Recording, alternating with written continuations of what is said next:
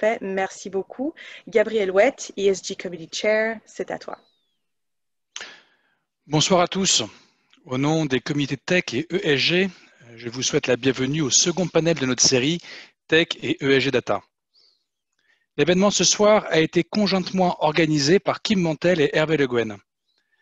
Kim a été la présidente du comité Tech et continue à s'impliquer dans la gestion des événements de son comité. Professionnellement, elle occupe le poste de Product Manager chez Evenize, l'éditeur de la solution Osmose, un outil de l'aide à la décision dédié au front office des gérants d'actifs et assureurs. Avant cela, elle a travaillé 7 ans en tant que consultant en management pour l'industrie financière chez Accenture. Kim aura pour mission ce soir de modérer les débats entre nos intervenants. Hervé, quant à lui, a rejoint le comité ESG cette année et contribue activement au développement de cette série, Tech et ESG Data. Hervé travaille depuis plus de 20 ans dans la gestion d'actifs et occupe actuellement le poste de spécialiste recherche, crédit et ESG pour Egamo. Hervé animera la session de questions-réponses après la présentation de chacun des intervenants. Quant à moi, je m'appelle Gabriel Ouette, je travaille pour Natixis en tant que crédit trader et j'ai la chance de diriger le comité ESG du CFA Society France depuis maintenant 2 ans. Alors, où en sommes-nous cette série Tech ESG, puisque c'est le deuxième événement? Alors, nous avons imaginé cette série avec Kim suite à des discussions passionnantes que nous avons eues sur le point crucial de l'intégration ESG, à savoir la data. Si les besoins exprimés du côté business sont colossaux, les réponses apportées par nos amis des fintechs sont aussi variées qu'innovantes. Nous avions choisi de commencer notre premier débat pour définir ce qu'est la data ESG. Pourquoi utiliser la donnée? Quels sont les types de données? Quels sont les acteurs de la chaîne? Quels enjeux? Quels écueils à contourner? Telles furent les questions auxquelles nos intervenants ont essayé de répondre. Nous avons conclu sur une note positive qui sera notre point de départ aujourd'hui. Le principal frein au développement et intégration de nouveaux concepts ou modèles n'est pas la limite technologique, mais bien l'imagination de l'homme. Le meilleur reste donc à venir, à condition que nous soyons capables de rêver en grand. Ce soir, nous allons aborder l'usage de la donnée ESG à travers les modèles ou les scorings. Pour porter la problématique métier et représenter l'asset management, nous accueillons Shafik Meri. Shafik est responsable Quant chez Ostrom Asset Management et nous fait l'amitié de venir régulièrement nous présenter les modèles qu'il développe. Ce soir, il nous parlera de son modèle prédictif sur les souverains ou comment intégrer l'ensemble des facteurs de risque financier et extra-financier. Puis pour aborder l'angle rating scoring, nous accueillons Émilie Béral. Émilie travaille depuis 15 ans pour Vigeo Eiris. Elle est membre du comité exécutif, supervise les activités de développement méthodologique pour l'évaluation des émetteurs cotés ou non cotés, ainsi que les projets d'innovation. Et enfin, Sylvain Forté, CEO et cofondateur de Sésame, représentera les fintechs. Il nous parlera d'intelligence artificielle et comment la technologie permet notamment d'identifier et prédire les controverses. Bienvenue à tous les trois, merci d'être venus, merci d'être là. Kim, maintenant, je te laisse la place, à toi de jouer. Merci Gabriel et bienvenue à toutes et à tous. Je suis très heureuse de participer et organiser ce webinaire qui traitera de long en large les modèles et les notations ESG. Ce soir, ce que nous souhaiterions faire, c'est de vous expliquer de manière pédagogique quels sont les principaux enjeux pour les gérants d'actifs et de vous exposer plusieurs approches aussi différentes que complémentaires. Pour m'expliquer par Marie-Alix, nous ouvrirons la session de questions-réponses à la fin de nos entretiens avec nos intervenants. Donc, la première question qui se pose dans ce cadre-là, c'est évidemment de répondre à la question du pourquoi. Nous avons le grand plaisir d'avoir parmi nous Shafik Meri pour démarrer cette session. Donc, Shafik, selon vous, quels sont les besoins des gérants par rapport à leurs clients et la gestion des risques? Oui, bonjour Kim, bonjour à tous. Il nous reste encore quelques jours avant de passer en février, donc j'en profite pour souhaiter à tous ceux qui sont connectés à ce call une bonne année, pourvu qu'elle soit normale, juste normale. Pour répondre à ta question, quand on fait en fait des investissements en tant qu'asset manager, nous avons besoin d'avoir une vision assez holistique du risque. On ne peut pas dire qu'on regarde une partie, pas une autre, d'où le fait le besoin de développer toujours des modèles qui permettent d'extraire l'information pertinente des différentes données afin d'avoir une meilleure appréciation des risques. Qui dit risque, il y a une connotation parfois un peu négative, mais dit aussi opportunité. Et c'est ce qu'on essaie un peu de capturer pour le compte de nos clients. Au travers peut-être de ces quelques slides que je vais présenter avec vous, c'est une approche que nous avons développée il y a quelque temps chez Ostrom, qui permet de se leverager sur les indicateurs ESG afin d'améliorer notre compréhension du risque pour les souverains et d'un point de vue fondamental, et d'en faire la prévision à des horizons plutôt plus ou moins lointains. Si je commence un peu par le diagnostic, pourquoi avoir entrepris cette démarche? Eh bien, je commencerai par dire que historiquement, il y a d'un côté plutôt des agences qui essaient de capturer un risque financier, et puis des analystes aussi, et de l'autre côté, il y a des agences spécialisées ESG ou des analystes spécialisés dans tout ce qui est problématique ESG. Donc, il y a ce premier constat que il y a deux types d'approches qui essayent de traiter parfois la même problématique, à savoir quel est le risque ou comment je vois la déformation de risque, l'amélioration ou la dégradation de risque pays à un certain horizon. Historiquement, on parlait de risque pays pour tout ce qui est financier et de risque politique ou plus tard extra-financier pour la partie ESG.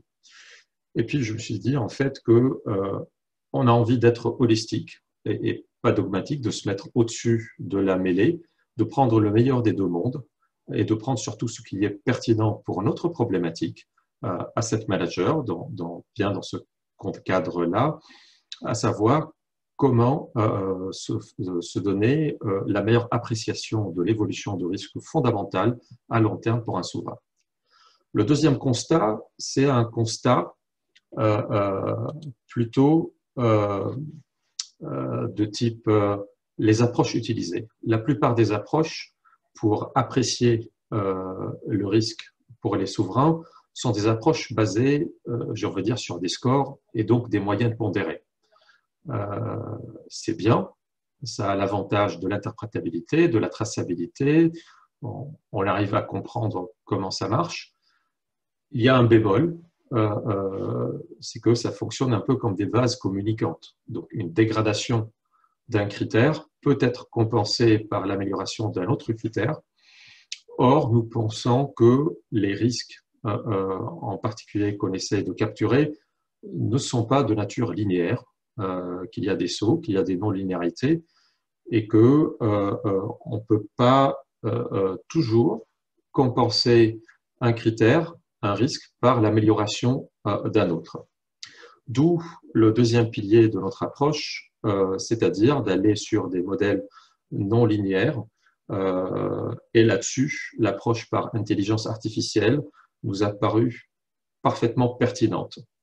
Au détail près, qu'il ne faut pas sacrifier l'interprétabilité et puis la traçabilité de ces modèles, qui est quelque chose sur lequel nous sommes beaucoup attelés chez Ostrom, pour que ces modèles ne restent pas des boîtes noires, qu'on puisse, dans la mesure du possible, mener des analyses de sensibilité, comme on fait dans un modèle simple, dans des approches simples, linéaires, et que on puisse à tout moment comprendre, si je peux m'exprimer comme ça, sur comment l'ensemble de ces critères retenus interagissent entre eux pour produire l'issue finale.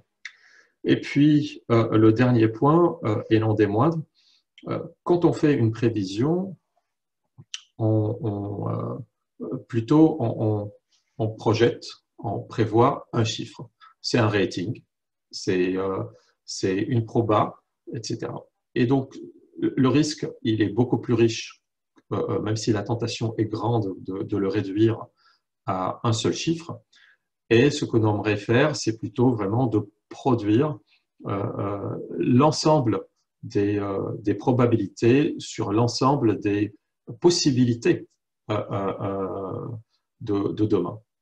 Donc, typiquement, ce que nous avons fait, on a regardé pour les pays, nous les avons classés selon une échelle plutôt classique, les investment grade et les high yield, les pays développés et les pays émergents selon une échelle par ordre de risque croissant de IG1, IG2, IG3, IG4, IG5 pour tout ce qui est plutôt investment grade et HY1 jusqu'à HY4 pour tout ce qui est high yield.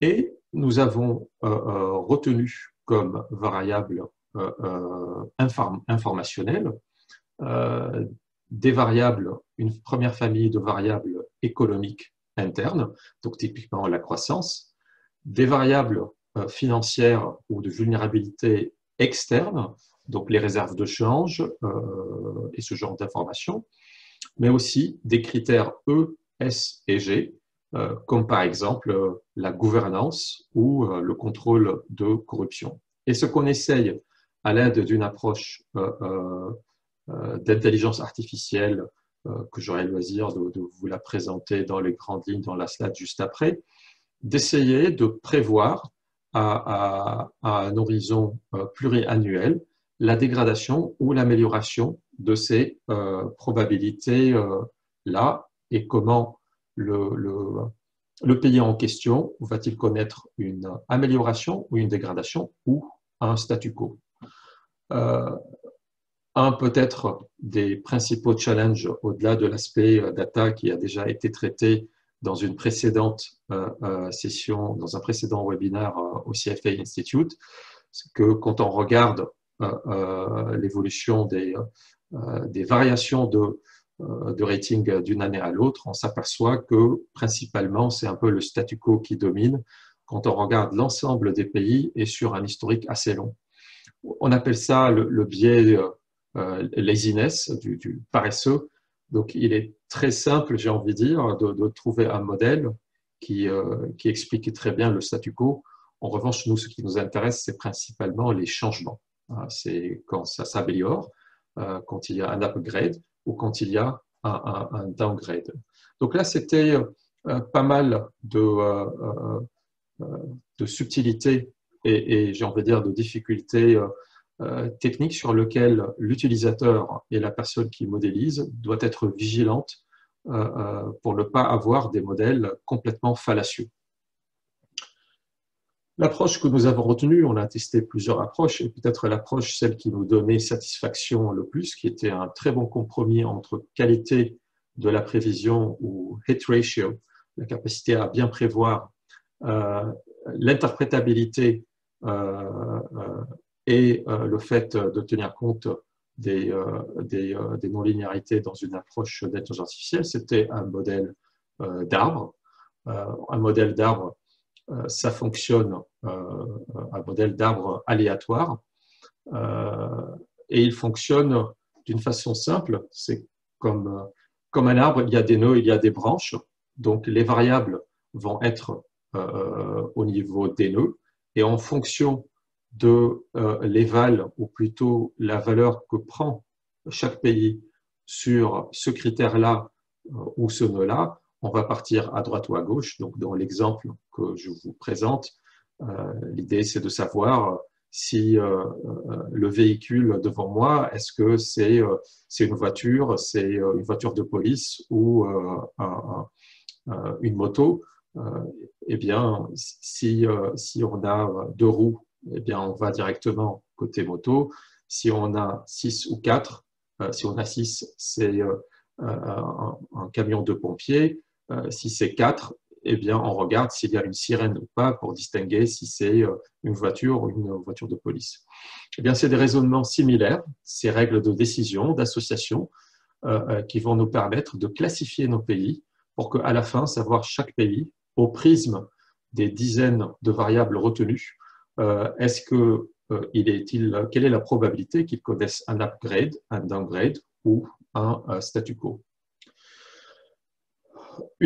Un des enseignements importants, c'est il faut faire attention à bien tenir, de ne pas trop se concentrer à expliquer le passé. C'est un des biais de ces modèles. Et garder à l'esprit ce qu'on essaye de voir, c'est plutôt de mieux anticiper le futur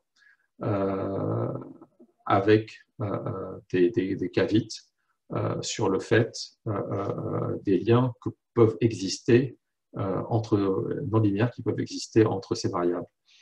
Une importance particulière a été apportée à l'interprétabilité des résultats pour pouvoir mener des études de sensibilité, ce que ces modèles ne font pas naturellement. Et puis, last but not least, on était beaucoup amené à réfléchir sur le poids des variables dans notre modèle prédictif final. Et on est arrivé à la conclusion que les variables ESG sont des variables pertinentes et qui expliquent une quantité significativement non négligeable pour des prévisions à long terme, sachant que notre horizon démarre à 1 an.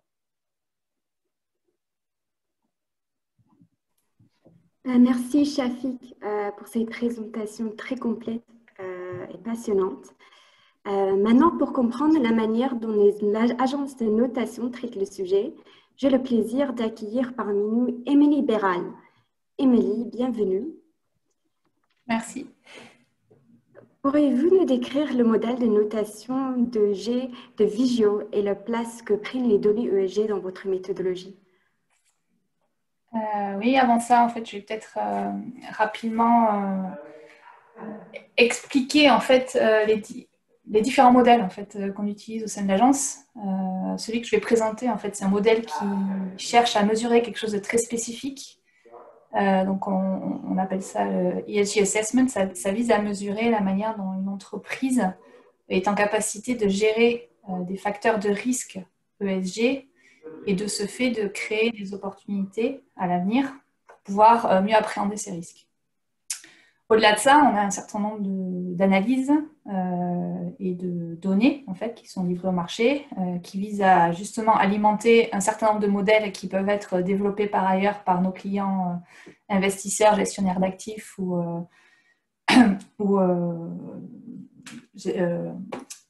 assureurs. Pardon. Et donc, du coup, ces données-là, qui sont des données de base, permettent après d'alimenter un certain nombre de mesures. Je souhaitais aborder ça aussi sous l'angle de l'évolution qui a eu lieu ces derniers temps justement dans le monde des agences de notation. Donc, on s'est rapproché de Moody's l'année dernière et ce mouvement-là traduit aussi un mouvement de fond en fait sur le marché qui consiste effectivement à travailler de plus en plus à assurer que la donnée ESG qui alimente tous ces modèles soit de plus en plus comparable, soit de plus en plus reliable, donc fiable, je dirais, et qu'on permette de cette manière justement de pouvoir alimenter de manière de plus en plus optimale tous ces modèles de notation qui se développent. Et donc ça traduit justement cette intégration plus mainstream qu'on voit arriver sur différentes classes d'actifs, à la fois dans les marchés equity, mais aussi sur le marché obligataire. Et donc, du coup, effectivement, en fonction du type d'asset et en fonction de l'objectif qu'on mesure, on va avoir différents types de modèles qui vont être appliqués. Et donc, celui sur lequel je vais me concentrer aujourd'hui, qui est le plus répandu et qui a historiquement été celui sur lequel Vigio Eiris a eu le plus d'expérience, c'est le modèle de notation ESG, donc qui va aller analyser de manière holistique, donc sur énormément de métriques et de manière holistique, la manière dont une entreprise intègre ces facteurs ESG au sein de leur gestion. Donc, à date, c'est un modèle qui couvre 4900 émetteurs corporate. On a 15 ans d'historique sur ce modèle-là, ce qui est assez intéressant de noter, puisque justement, ce modèle-là a été développé il y a plus de 15 ans aussi. Donc, quand on connaît la rapidité avec laquelle le marché a évolué, c'est quelque chose d'intéressant parce que ce modèle a été robuste, même si effectivement il y a un certain nombre de thématiques qui émergent aujourd'hui. C'est un modèle qui est stable depuis l'historique. Et ça a été stable aussi parce que les décisions qu'on a prises à la création de l'agence, il y a 15 ans, se sont basées en fait sur des standards et des normes internationales en fait, qui objectivaient les attendus possibles vis-à-vis des entreprises multinationales. Donc, il y avait par nature des activités qui allaient au-delà des nations et des États et qui, du coup, légitimisaient un certain nombre d'attentes qui pouvaient leur parvenir vis-à-vis de parties prenantes. Et ces attentes-là, en fait, on les a traduites en risque ou en opportunité pour les émetteurs, en considérant qu'à partir du moment où ces émetteurs-là étaient en capacité de démontrer qu'ils étaient en gestion de ces risques-là, alors ils étaient en maîtrise de ces risques et ils pouvaient assurer une performance sur le moyen et long terme. Donc, en résumé, en fait, le modèle qu'on a créé, il a été issu justement de l'analyse d'un certain nombre de conventions internationales qui existent, de standards issus par les Nations Unies, issus des Nations Unies, de l'OCDE et des conventions de l'OIT. Donc bon, ça c'est assez répandu maintenant, mais effectivement c'est grâce à ça derrière que ce modèle a été stabilisé, qu'on a pu amener cet historique dans nos données. On a traduit ces attentes dans un modèle en fait qui est constitué de 38 critères ESG. Donc par critères ESG, j'entends le changement climatique, la promotion de l'hygiène et de la sécurité, la gouvernance, donc la manière dont les entreprises sont attendues de rendre des comptes en fait et de gérer un certain nombre de risques liés à ça. Ces 38 critères ont été regroupés en 6 domaines ESG et derrière ce modèle-là, on l'applique à 40 modèles sectoriels différents. Donc pour chacun des secteurs qu'on couvre, on va aller identifier quels sont les enjeux les plus matériels pour ce secteur-là. Donc, si je reprends l'exemple de la promotion de l'hygiène et la sécurité, pourquoi c'est important? Parce que, justement, il y a un certain nombre de textes internationaux qui disent que les entreprises se doivent de protéger leurs salariés, mais aussi, si on regarde ça sous un angle gestion de risque, ça leur permet aussi d'éviter un certain nombre de problèmes liés à l'efficacité opérationnelle, donc des arrêts d'usine, des problèmes de dégradation de KPI associés aux accidents du travail. Ça leur permet, à contrario, aussi d'anticiper et de promouvoir, d'être plus efficaces au quotidien, justement, sur leurs opérations. Et également de se protéger de potentiels risques de plainte, voire d'amende, dans le cas où ils ne respecteraient pas un certain nombre de règles. Donc, en fait, chacun des 38 critères qu'on évalue peut toujours être identifié sous une perspective de risque ou opportunité pour chaque entreprise. Et en gros, notre analyse va consister à aller regarder pour chacun de ces éléments-là, en fonction du secteur d'activité, quels vont être les engagements que l'entreprise prend sur cette thématique. Donc, en gros, je reprends cet exemple. Dans le secteur de la banque, promotion de l'hygiène et la sécurité, en fait, c'est un enjeu qui va se concentrer sur la manière dont ces entreprises gèrent le stress au quotidien, la santé mentale au quotidien. On sait que le travail dans ces secteurs-là, en fait, amène un certain nombre de contraintes qui doivent être prises en compte. Donc, on a un premier angle en fait, qui va viser à mesurer la pertinence de ces politiques. Donc, on va effectivement screener tout ce que les entreprises peuvent rapporter sur ces éléments-là. Et nos équipes d'analystes vont aller, grâce à un certain nombre de métriques qui ont été développées, identifier si cette politique elle est pertinente et si les engagements pris en fait, sont crédibles par rapport à la réalité du secteur, donc à travers le benchmark des infos qu'on peut trouver pour les autres entreprises, et ou par rapport à un comparatif par rapport à des standards reconnus. Donc, si je prends un autre exemple classique sur le changement climatique, effectivement, les engagements que les entreprises peuvent prendre en termes de réduction de gaz à effet de serre, on va les comparer par rapport aux engagements du Science-Based Target, donc pour voir effectivement si ce groupe d'experts considère ces objectifs comme pertinents. Et derrière, l'analyse qui va être faite par nos équipes, ça va être de savoir si, en appliquant cet engagement, l'entreprise est effectivement sur une trajectoire de respect des 2 degrés ou pas. Donc ça, c'est le type d'analyse qui va être élaboré à travers l'angle leadership. Sur le deuxième angle, qui est l'angle du déploiement, donc implementation, on va aller regarder si, pour pouvoir appuyer ces politiques, les entreprises ont déployé des moyens qui sont proportionnés à l'ambition qui se fixe. Et donc, il y a un jugement effectivement qui va être adressé pour pouvoir mesurer s'il y a une bonne adéquation des moyens par rapport à l'ambition que se fixe l'émetteur. Et le dernier angle, en fait, c'est l'angle des résultats qui est assez classique. Donc là, on regarde quand ils sont disponibles les indicateurs, les KPI qui sont communiqués par les émetteurs. On va regarder principalement des tendances. Quand on peut, on fait des benchmarks. On sait aujourd'hui que c'est la grosse contrainte, c'est qu'il n'y a pas de comparabilité nécessairement sur l'ensemble de ces choses-là, mais on arrive à mesurer des tendances et à pouvoir identifier les trajectoires sur lesquelles ces entreprises se positionnent. Et on va également introduire des données dans nos modèles en fait, qui viennent de parties tiers pour pouvoir objectiver ce qui est rapporté par les entreprises. Donc, bien entendu, les controverses, on va en parler un peu après, d'après ce que j'ai compris.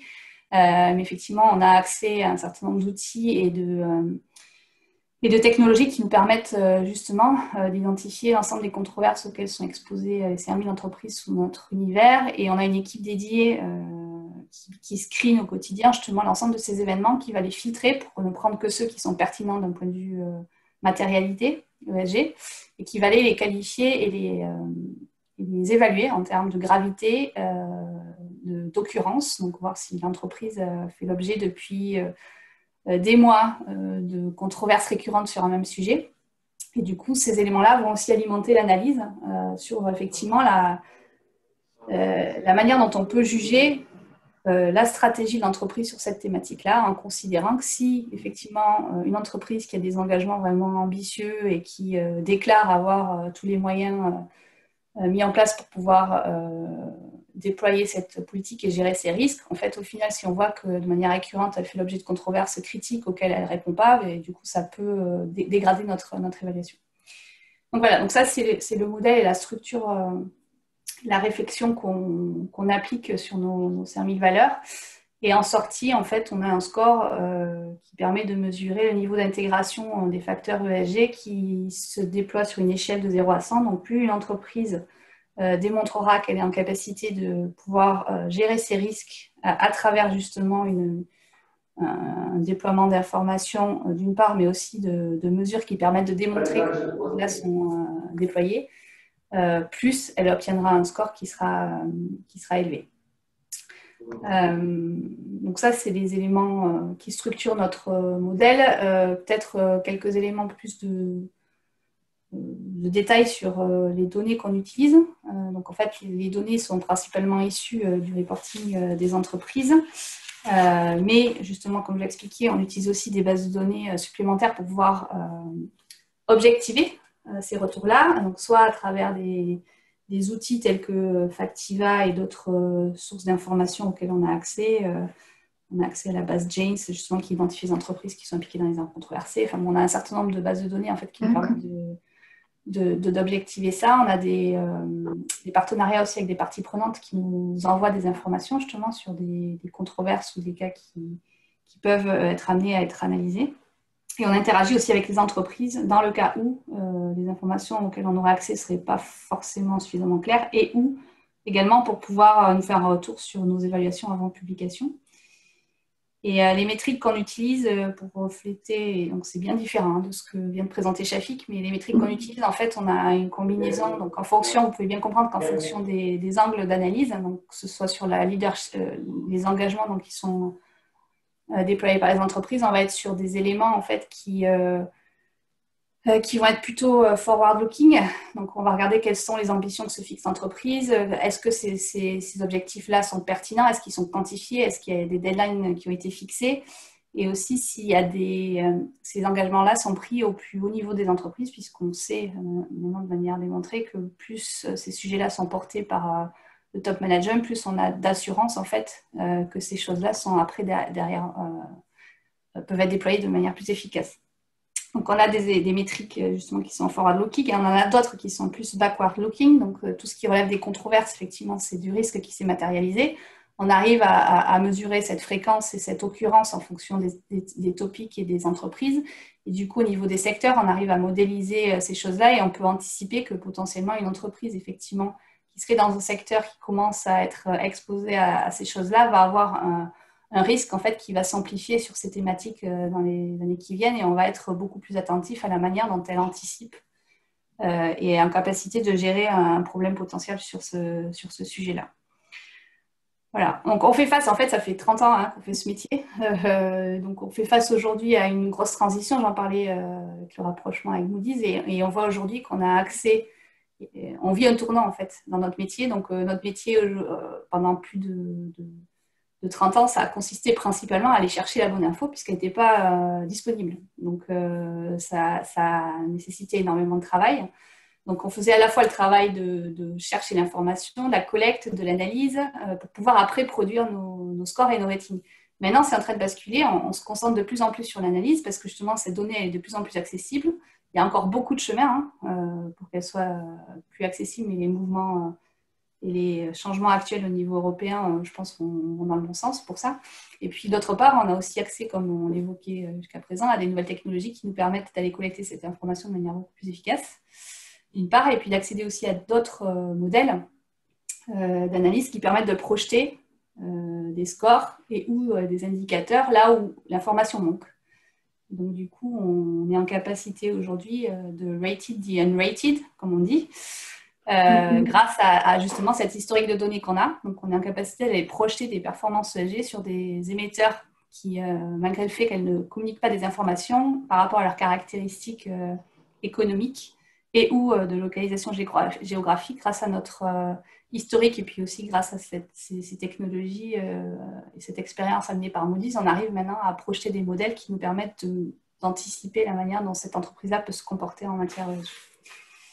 Donc voilà, c'est de manière assez rapide ce que je voulais présenter. Donc là, bon, c'est des détails.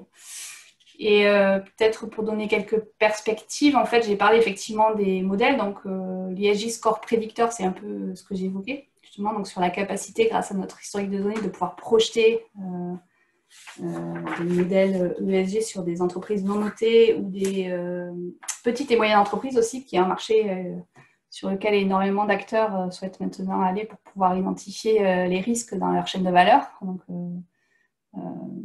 c'est avec le devoir de vigilance, en fait, c'est quelque chose, c'est un sujet qui monte, et donc la capacité qu'on a à pouvoir noter ces émetteurs-là, même s'il n'y a pas d'informations en accès public, ça reste un besoin. Et donc là, effectivement, on utilise des algorithmes et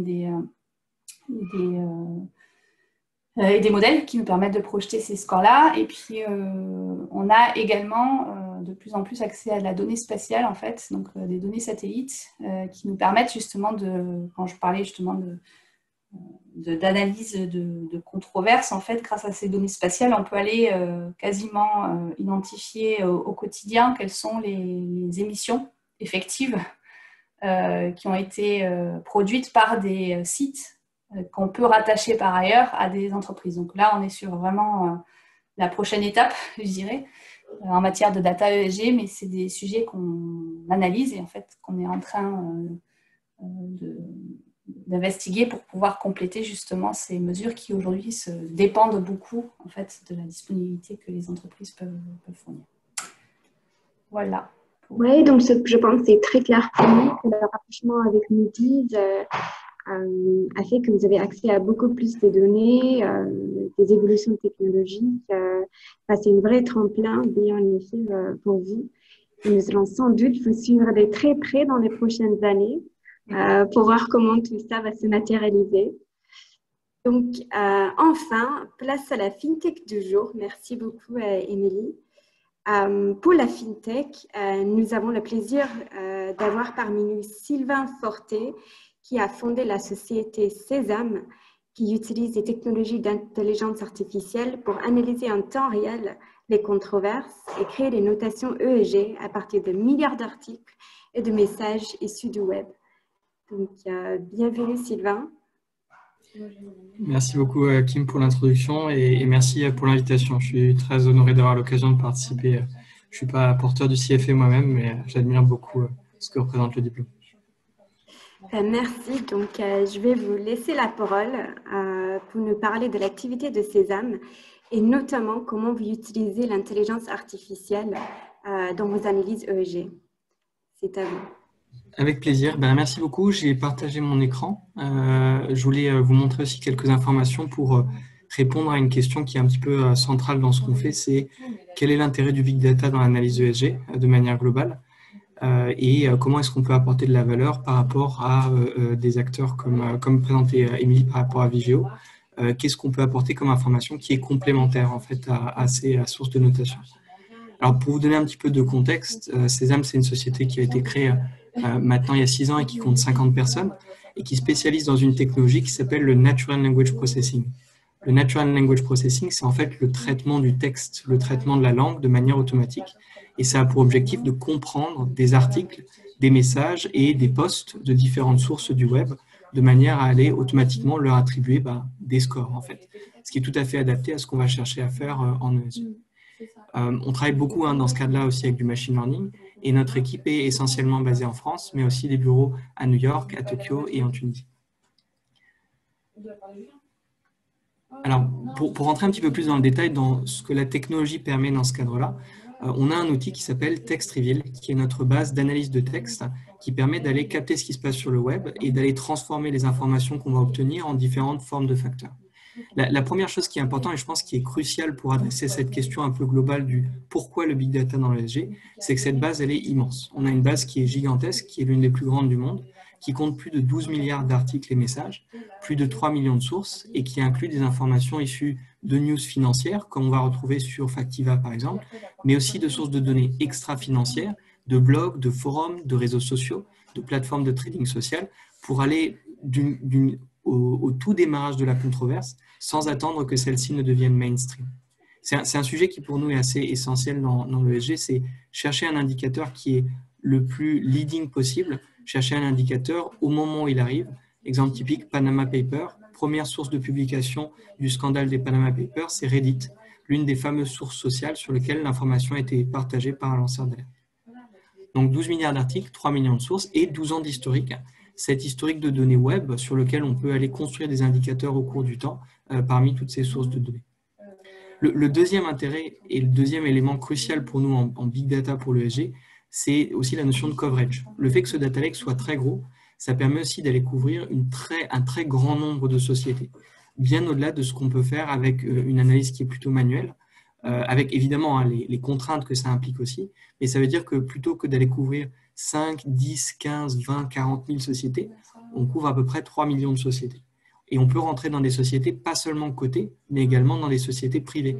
Parmi nos clients, on a de plus en plus d'acteurs du private equity qui ne trouvent pas de solution pour couvrir leur portefeuille d'actifs non cotés, ou alors des fonds d'infrastructure qui sont à la recherche de coverage sur des projets spécifiques d'infrastructure, par exemple. Voilà, et c'est là que l'alternative data et le big data peut matérialiser une partie de sa valeur, c'est quand on recherche un coverage qui parfois est très large. C'est le cas notamment pour des fonds quantitatifs. Alors, dans ce produit-là, dans Text Reveal, on a ensuite une série d'algorithmes. Le but étant évidemment de faire du travail qui est automatisé. Et donc, on a des algorithmes de Natural Language Processing. D'abord, des algorithmes qui permettent d'aller comprendre qu'est-ce qu'on recherche. Matcher une société, la lier avec son nom, avec son site web, la lier avec ses marques, ses produits, avec ses filiales également, de manière à ce que si un scandale émerge dans une filiale étrangère, par exemple, dans une langue spécifique, on puisse capter cette information. Ça, c'est notre knowledge graph et contient 70 millions d'entités qui sont liées les unes avec les autres. Ensuite, on a des algorithmes d'analyse de réputation, parce qu'au cœur de ce qu'on fait, il y a la controverse.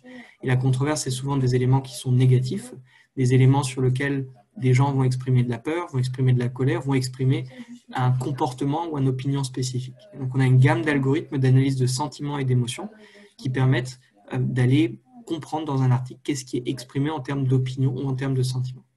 Et finalement, on a toute une gamme d'algorithmes qui sont dédiés à détecter des risques financiers, des risques de crédit, mais aussi des risques ESG en grande quantité. Et c'est-à-dire à dire, dans cet article, est-ce qu'on peut estimer qu'il y a la présence d'une société et la présence d'un risque ESG particulier. Et cette data, elle est générée en temps réel, elle peut être fournie en temps réel et ensuite elle peut être fournie sous plusieurs formes. Évidemment, nous, on est FinTech, donc notre préférence, c'est toujours des API. C'est un petit peu le format de delivery de base dans nos métiers. Mais on a aussi des dashboards et je vous montrerai quelques exemples avec des approches plus visuelles, des rapports ou des flat files et également des alertes. J'insiste sur la notion d'alerte parce que de plus en plus, c'est en train de devenir un sujet central, autant pour les asset managers que pour les agences de notation. Parce que l'un des grands avantages de la donnée alternative, c'est d'attirer l'attention sur les bonnes sociétés. Et pour les agences qui ont un réseau d'analystes, c'est aussi des choses qui sont intéressantes. Petit clin d'œil à Vigeo sur ce sujet-là. C'est des sujets qui sont de plus importants pour les grandes agences. Alors, qu'est-ce qu'on fait précisément? On utilise en fait ce big data pour aller faire de la détection de controverses. Donc, on veut de l'immédiat, on veut du négatif. Là, la donnée alternative web est parfaitement adaptée à ça. Représenter cette information sous forme de dashboard, faire du scoring. J'en parlerai pas trop, mais sachez que de la même manière, on peut faire de l'impact positif aussi, pas seulement du négatif. On peut aussi aller trouver quelle est la contribution positive de société. On pourra en reparler un petit peu plus tard. Et finalement, faire du quant. Parce que comme on est sur des time series temps réel, on peut vraiment faire de la construction de portefeuille, la construction de stratégie et un avantage que je vais citer aussi au Big Data pour l'AG, de la recherche d'alpha. De la recherche d'alpha comme dans des hedge funds avec des time series très quantitatifs. Alors, le but, c'est toujours vous montrer des éléments qui sont assez techno. Donc, je m'attarde sur un élément central, c'est comment est-ce qu'on repère cette information, comment est-ce qu'on score finalement. La méthodologie est très différente de ce que citait Madame Béral sur Vigeo. En fait, nous, l'objectif, c'est de dire un article particulier ou un message particulier, est-ce qu'il correspond à, une société, c'est déjà une tâche pas facile, et deux, à un score environnemental, social ou de gouvernance. Et donc, ce qu'on fait, c'est qu'on va en fait prendre ces articles, transformer le texte en vecteur, et transformer d'abord le texte de l'article en vecteur, et ensuite le texte correspondant à la description d'une société ou à la description d'un risque environnemental, par exemple, en un vecteur et donc en une donnée numérique. Une fois qu'on a des vecteurs, c'est là qu'on peut utiliser du machine learning. On va pouvoir calculer les distances entre le vecteur de référence et le vecteur correspondant à l'article. Et si la distance est très proche, la probabilité est très forte que l'article en question contienne à la fois une mention de la société et un risque, par exemple, dans ce cas-là, environnemental. C'est les technologies d'embedding, des modèles de langue, ce qui se fait de plus en plus en traitement du langage, et vraiment le state of the art du point de vue de ces technologies. Alors maintenant, qu'est-ce que ça donne de manière un petit peu plus concrète? Ce que ça donne de manière concrète, c'est que ça permet d'aller émettre des scores ou alors créer des time series quantitatives qui vont décrire l'évolution d'un risque environnemental, social ou de gouvernance pour une société particulière. Alors, ça va dérouler un petit peu, je vais revenir, puis ça va un petit peu vite. Mais la première chose que je voulais dire, c'est que toute notre information elle est basée sur du texte. Cette information, Shafik en parlait tout à l'heure, il faut qu'elle soit facilement vérifiable, il faut qu'elle soit explicable. Ça, c'est un élément qui est clé dans notre méthodologie, c'est que non seulement on va pouvoir voir ces scores générés par l'intelligence artificielle, mais on va pouvoir voir, comme vous le voyez ici, les articles sous-jacents pour chacune des catégories, pour aller comprendre qu'est-ce qui a généré une augmentation du risque. Ensuite, il y a une notion de qu'est-ce qu'on va chercher exactement. On cherche à des articles qui correspondent aux catégories ESG, mais on peut rentrer dans beaucoup de granularité. On peut rentrer spécifiquement dans de la notation sur la logique de risque pour la biodiversité, par exemple, qui est très dur à couvrir du point de vue des méthodologies traditionnelles. Et bien sûr, on peut représenter cette information au cours du temps et représenter au cours du temps sous forme de time series journalière. Ça veut dire très facilement inclure ça dans des modèles quantitatifs.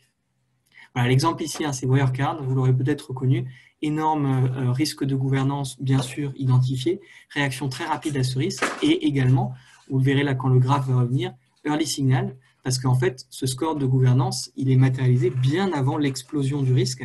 En fait il y a suffisamment de rumeurs sur la société bien en amont pour que le score soit en décroissance et que le risque soit vraiment très matérialisé de manière quantitative en amont. Voilà, et pour rentrer dans encore un peu plus de détails, l'avantage des technologies en IA, c'est qu'on n'a pas beaucoup de limites. On a spécifiquement nous aussi des algorithmes qu'on a peu besoin de réentraîner. Ça veut dire qu'on peut ajouter plein de catégories à la demande, s'adapter aussi à des méthodologies spécifiques, ce qui pour nous est crucial, faire en sorte que la data s'applique à la méthodologie de l'asset manager, plutôt que l'asset manager ne doivent s'adapter à la data.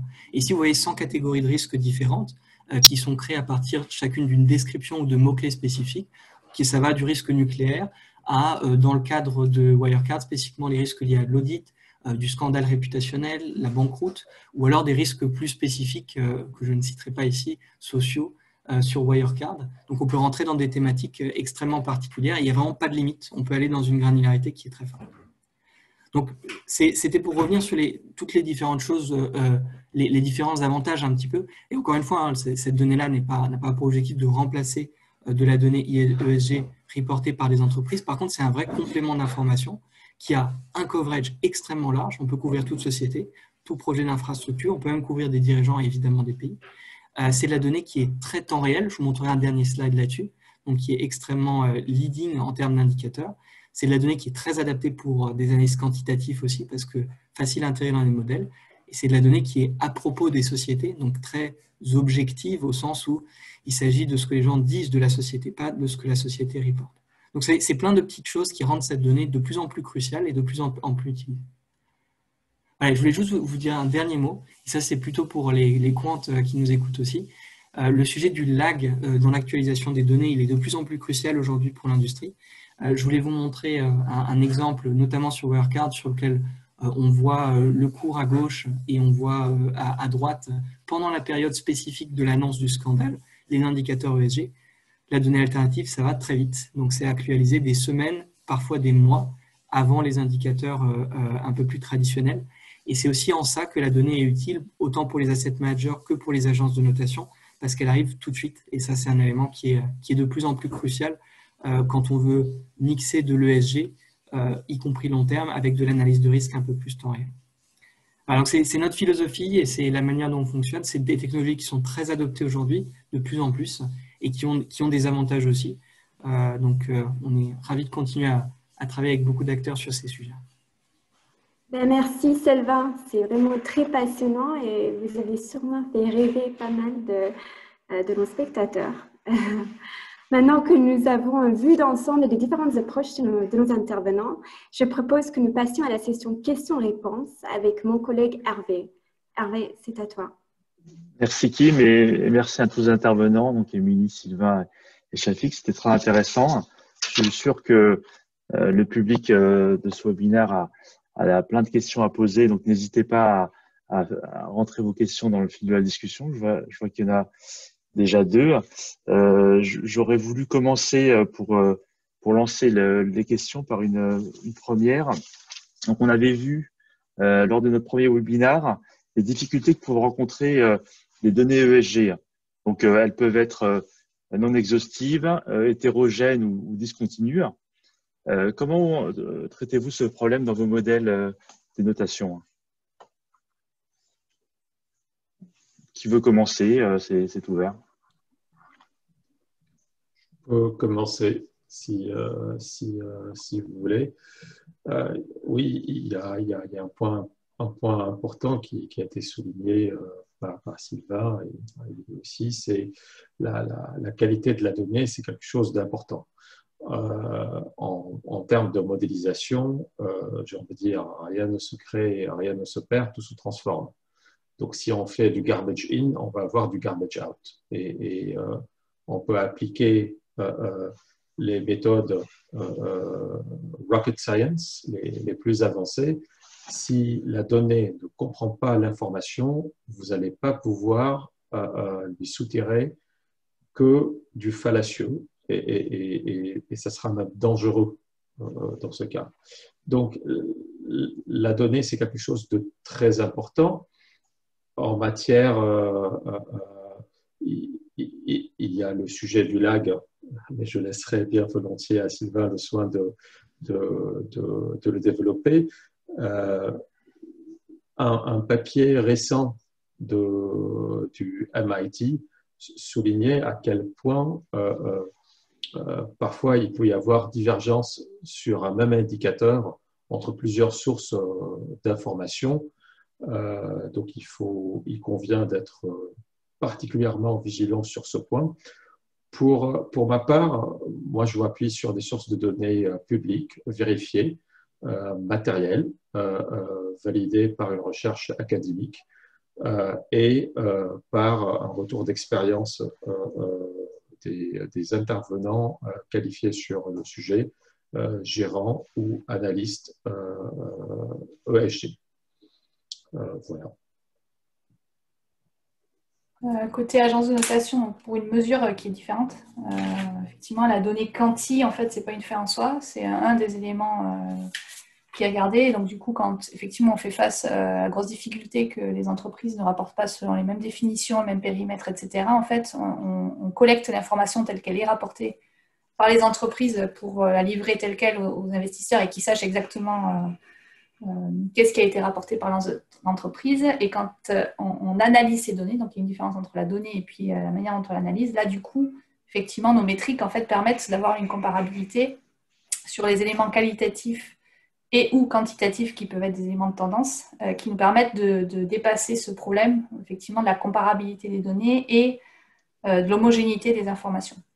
Donc, les modèles qu'on a développés d'analyse, en fait, permettent justement d'arriver à une comparabilité parce que les scores tels qu'ils sont produits, en fait, reposent sur une systématisation des éléments qu'on va rechercher dans ce que les entreprises peuvent mettre en œuvre justement pour gérer ces risques ESG. Merci. Sylvain, vous voulez compléter ou on passe à la prochaine question? Avec plaisir. Je veux juste indiquer que je pense qu'on est tous soumis à ces difficultés, à ce risque. Chez nous, ça s'exprime un peu aussi dans l'autre sens. Et Shafik parlait de garbage in, garbage out. Alors nous, c'est l'inverse. Nous, on est submergé de données. Et donc, la question, c'est de trier cette donnée pour éviter les spammers, pour éviter les fake news, etc. Donc, c'est un sujet un petit peu différent, mais sur lequel on dédie beaucoup d'efforts. On a une équipe de 10 personnes qui est dédiée à ça, que de la data quality. Et c'est un sujet qui est crucial également dans le domaine du big data. Merci. J'avais une question, mais je vois qu'il y a une personne dans le public qui pose une question à Sylvain en forme de clin d'œil. D'après vous, quel sera le prochain Wirecard? Mais de manière générale, Sylvain, vous avez parlé de génération d'alpha tout à l'heure. Je sais que Émilie ou Shafik, vous avez parlé de gestion des risques. Sylvain, vous pouvez peut-être commencer en disant, voilà, est-ce que vous arrivez à détecter la prochaine casserole comme un Wirecard, et est-ce que ça se traduit par une génération de performance, en tout cas parmi vos clients, qui est appréciable en termes de gestion d'actifs? Oui, alors peut-être, je pense que statistiquement, ce qui est important, c'est que le constat qu'on a, nous, quand on crée des modèles quantitatifs ou de data science sur de la donnée ESG, c'est qu'il y a un apport significatif en termes de features, c'est un apport significatif dans la capacité d'un modèle à prédire. Et ça, c'est vraiment une conclusion qui est assez importante, en fait, c'est de dire cette donnée, elle a de l'importance au même titre que de la donnée marché pour aller construire une prédiction. Donc ça, c'est quelque chose qu'on a pu démontrer et sur lequel on a pu travailler. Et ensuite, une fois qu'on a cette conclusion, on peut aller vers soit diminuer de la vol, soit aller rechercher de la performance en fonction aussi des sujets et des stratégies.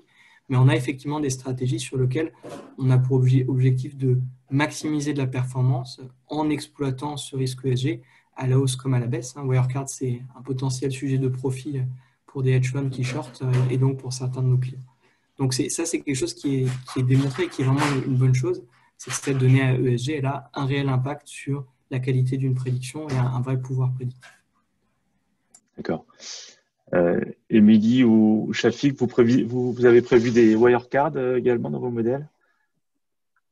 Nous, on n'est pas en prévision de risque, on est en mesure d'une prévention de risque, en fait. Donc, du coup, à chaque fois qu'il y a quelque chose de majeur qui se passe sur le marché, on va regarder si nos opinions reflétaient de manière correcte ces informations-là. Et on a eu plusieurs cas, donc on a eu de la chance, et qui peut peut-être justement révéler le fait qu'effectivement, ce n'est pas parce qu'on ne mesure que la prévention du risque qu'on n'est pas en capacité d'anticiper et d'identifier que des risques vont arriver. Mais on a eu plusieurs cas, on a eu TEPCO, on a eu Volkswagen, on a eu plusieurs entreprises justement avant le scandale des émissions de CO2. Justement, nos scores étaient bas.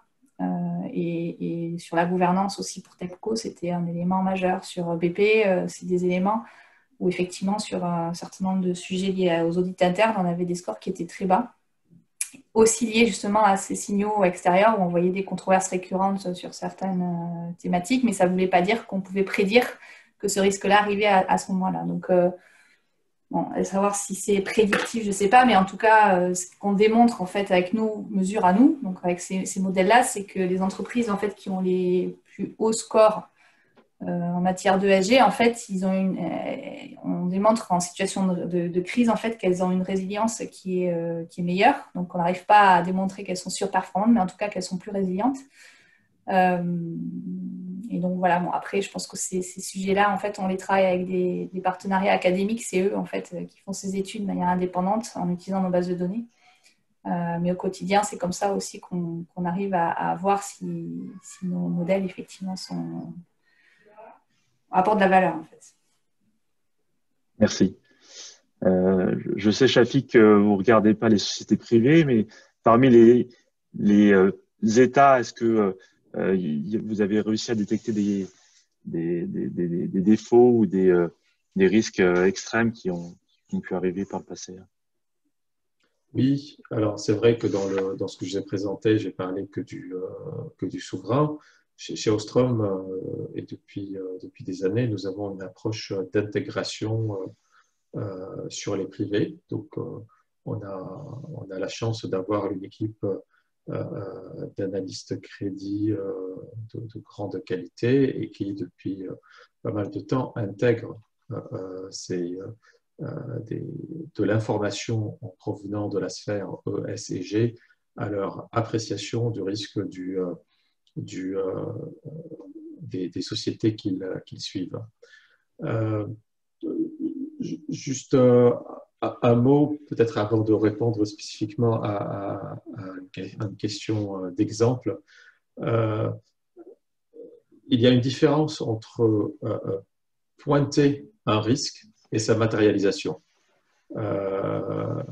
Donc, bien évidemment, il faut éviter de tomber dans la métaphore de crier au loup tout le temps, mais ce n'est pas parce qu'on dit il y a quelque chose qui se passe. Je prends l'exemple qui a été cité de Volkswagen. Je pense que les différents analystes sur le marché, depuis un moment, il y en a certains qui disent que peut-être sur la gouvernance, il y a des choses à s'améliorer.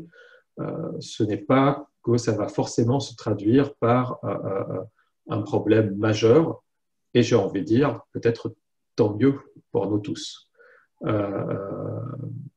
Et plus spécifiquement sur des exemples souverains, oui, c'est une approche en fait sur laquelle on a pas mal de retours, parce que ça fait plusieurs années qu'on a implémenté chez Ostrom. Je peux citer l'exemple en fait du Portugal et l'Espagne dans les années précédentes où on avait pu identifier en amont des modifications et des changements de profil de risque qui sont révélés être bons par la suite. Et que le modèle avait spoté à l'avance. Ce que je veux dire, en fait, ce sont des modèles qui extrapolent aussi des tendances et qui permettent en fait vraiment de doser optimalement l'information dont on dispose. Donc, encore une fois, on ne crée pas de l'information, on essaye plutôt de les associer, de combiner différentes sources d'informations pour compléter un tableau. Voilà. Ok, merci. Une autre question sur l'avenir des modèles.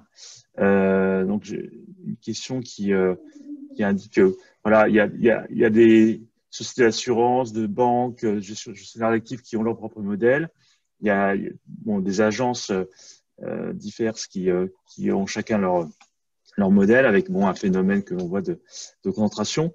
Comment voyez-vous à l'avenir les modèles? Est-ce qu'on va vers plus de concentration, donc vers un modèle unique qui permettrait aux intervenants de mieux comprendre les modèles les uns les autres, ou est-ce qu'on va garder une forme d'hétérogénéité en fonction des besoins que peuvent avoir les investisseurs en fonction de leur problématique? Qui veut commencer? Julie, peut-être? Je pense que ce qu'on observe aujourd'hui sur le marché, c'est qu'il y a énormément de besoins différents, à la fois en fonction de la nature d'acteurs, en fonction des pays, en fonction des régions. Et donc ça, c'est un premier sujet. La nature des besoins est tellement différente aujourd'hui que différents modèles existent en fonction de ce qu'on veut mesurer.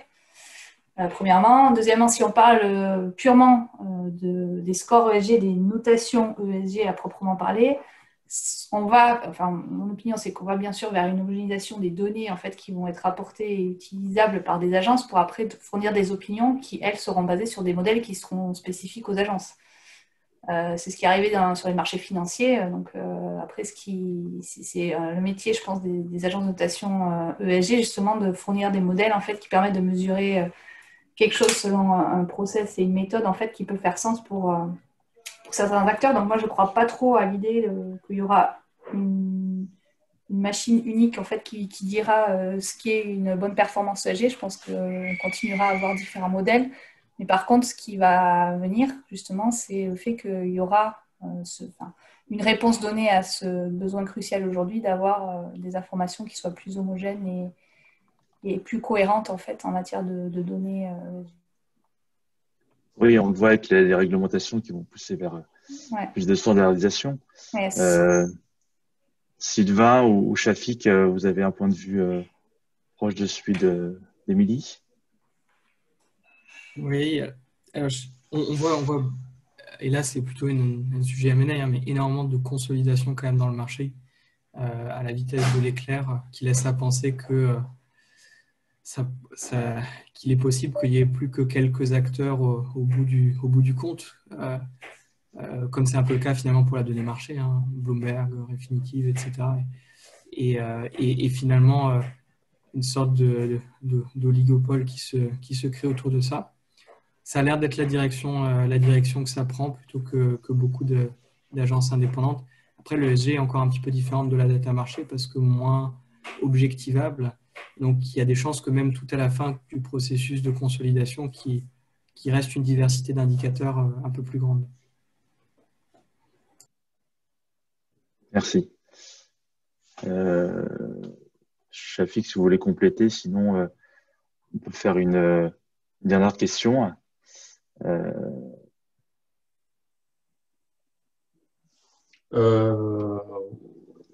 Oui, je pense en fait que Émilie et Sylvain ont bien abordé le sujet. Il y a une différence entre quel phénomène on essaie de mesurer.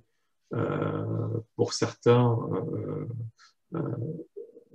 certaines agences, on va essayer plutôt de mesurer des indicateurs, plutôt des valeurs, là où les investisseurs vont regarder non pas les values, mais plutôt la valeur au sens investissement. Et donc, de ce point de vue, il y a bien évidemment un besoin d'harmonisation de certaines données sur un marché sur lequel il y a des inflows importants d'un point de vue financier. Et donc, à un moment donné, peut-être d'un point de vue reporting, il y aura un besoin de dire là, c'est moins c'est pas uniquement d'un point de vue fourniture de la data, mais d'un point de vue labellisation des fonds. Est-ce que vraiment c'est ESG ou pas? Mais là, ça suppose d'avoir un référentiel commun, même si les traitements peuvent être différenciés d'un data provider à un autre, d'une agence à l'autre. Merci. Je crois que le temps passe, donc je vais laisser la parole à Gabriel maintenant pour conclure. Tu es avec nous, Gabriel? Oui, me voilà, je suis de retour. Merci à tous pour cet échange qui était passionnant. 3 approches différentes, très complémentaires, correspondant à des besoins identifiés assez clairs. Je note surtout ce qui vous rapproche, ce qui vous unit, le même besoin de rigueur, la même exigence de rigueur, les mêmes contraintes quant à la donnée, la même finalité, à savoir une transparence et ce besoin d'intégrer d'une façon holistique l'ensemble des risques et la matérialité pour l'asset owner ou pour l'investisseur. La dernière fois, on avait dit que la limite était le rêve. Voilà, je vois que là, en fait, on peut tout faire. C'est super. Un grand merci. Merci d'être venu. Shafik, encore une fois, on a l'habitude de vous voir. J'espère que vous viendrez. Émilie, nous referons d'autres événements avec vous, ainsi Sylvain. Je tenais aussi à vous préciser à tous que le 3 mars, nous allons faire une interview du CF Institute et de Loïc Dessin sur les thèmes de la gouvernance. J'aurai la chance d'animer ce débat en personne. Donc sur une étude du CF Institute qui va sortir dans les jours qui viennent. Donc venez nombreux, ça sera intéressant parce que c'est un angle dont on ne parle que rarement, la gouvernance. Et nous avons aussi rendez-vous vers le 10 mars pour le 3e épisode de la série Climat, avec un focus spécifique sur les assureurs et l'intégration du risque climatique, notamment avec un impact Solvency 2 et ainsi de suite. Donc voilà, un beau programme en perspective. Merci à tous. Je vous dis à tous à très vite. Bonne soirée. Merci, bonne soirée. Merci beaucoup pour Au l'accueil. revoir. À tous. Au revoir. Merci à tous. Merci. Au revoir. Bonne soirée. Au revoir.